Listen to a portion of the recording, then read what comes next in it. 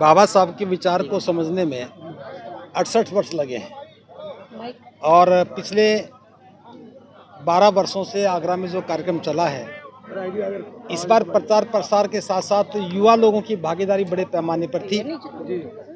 प्रचार के दौरान युवाओं ने इस बात को समझा कि हमें तंबू का बम्बू बनना था और हम बन नहीं पा रहे।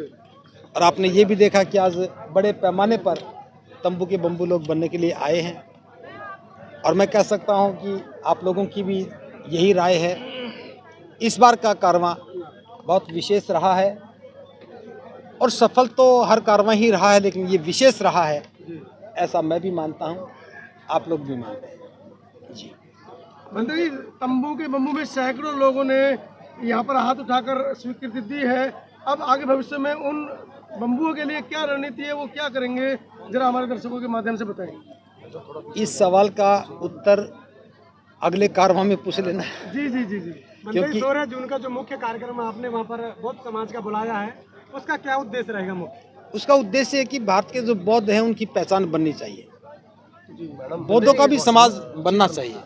कारवां को लगातार 11 वर्ष हो गए, 11 वर्ष बाद कार्यक्रम है, तो कारवां तो बढ़ रहा है, लेकिन ये कारवां कहाँ तक जाएगा? कारवां तो हमारे जाने के बाद भी चलता रहेगा। मैंने बताया ना, कारवां रुकता नहीं है, चलता रहता, पीढ़ियां बदल जाती हैं। ये महापुरुषों का कारवां है, बुद्ध से शुरू हुआ और आज 2500 वर्षों के बाद भी अनवरत जारी है, तो चलता रहेगा। कब तक चलेगा ये तो मुझे भी नहीं पता, लेकिन कारवां कभी रुकता नहीं है। हाँ, कभी गति कम हो जाती, कभी तेज हो जाती, बस सच है। क्या संदेश बनते जी देशवासियों को देना चाह रहे हैं? देशवासियों को ये देना है कि अब समय आ गया, अपनी जिम्मेदारी को समझें, इंतज़ार ना करें, दूसरे मसीहा के इंतज़ार में नहीं बैठना है। जो करना है हमें करना है, अच्छा बौद्ध बनना है, सच्चा बौद्ध बनना है और बौद्ध समाज की स्थापना के साथ साथ अपने पूरे पर्व परंपरा प्रतीकों पर काम करना है और बाबा साहब की बौद्ध में भारत की परिसंकल्पना को साकार करने के उद्देश्य से गांव-गांव, गली-गली जा कर के इस प्रचार अभियान को लोगों तक पहुंचाना है। मंत्री जी, हालांकि ये धार्मिक मंच है, राजनीतिक सवाल हम लोग नहीं पूछना चाहते, लेकिन 2024 का बड़ा महत्वपूर्ण चुनाव माना जा रहा है और बाबा साहब भी चाहते थे बहुजन हुक्मरान बने, आपका भी ऐसा ही मानना है, तो इस पर क्या कहना है? धम्म सत्ता का स्रोत है, सब जानते हैं। धर्म सत्ता का स्रोत है, बाबा साहब ने लिखा है। जिसके पास स्रोत होता है उसका शासन चलता है। जब आपके पास स्रोत होगा तो आप शासन करेंगे, जिनके पास स्रोत है वो शासन कर रहे हैं। इसमें मेरे कहने ना कहने का कोई भी विषय नहीं है। मंत्री जी, आपके लिए एक चुनौती यह है कि लोग बौद्ध तो बनना चाहते हैं, लेकिन वो आरक्षण को नहीं छोड़ना चाहते हैं, क्या कहेंगे इस पर आप?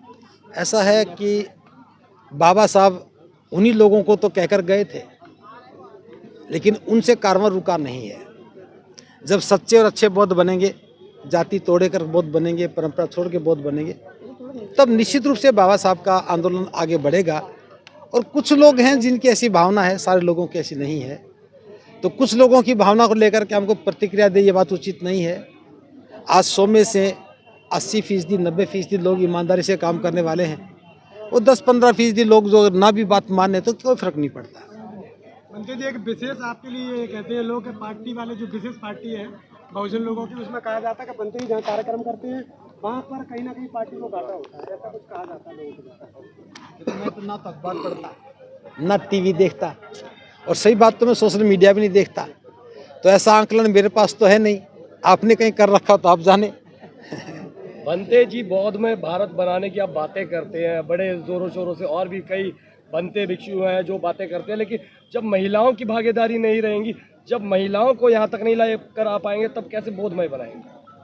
आप इस कारवां में देखते हैं महिलाओं की भागीदारी बराबर की है। बराबर की, अगर आप किस तरीके से आकलन करते कि बराबर है? जितनी यहाँ पर महिलाएं होती है उससे ज्यादा मंदिरों के घंटे बजा रही होती हैं। तो वो मेरा दोष नहीं है, ये मेरा प्रयास है कि महिलाएं यहाँ आई। जो महिलाएं यहाँ नहीं आ रही वो मेरा दोष नहीं है। तो उसे किस तरीके से, यानी कि उनका ये जो दिमाग डाइवर्ट किया हुआ है, उसे इस तरफ देखिए, कैसे लेकर ऐसा आए? है, ये सवाल ही ऐसा है जिसका उत्तर किसी के पास नहीं है। जो काम अभी तक नहीं हुआ इसके लिए किसको दोष दें?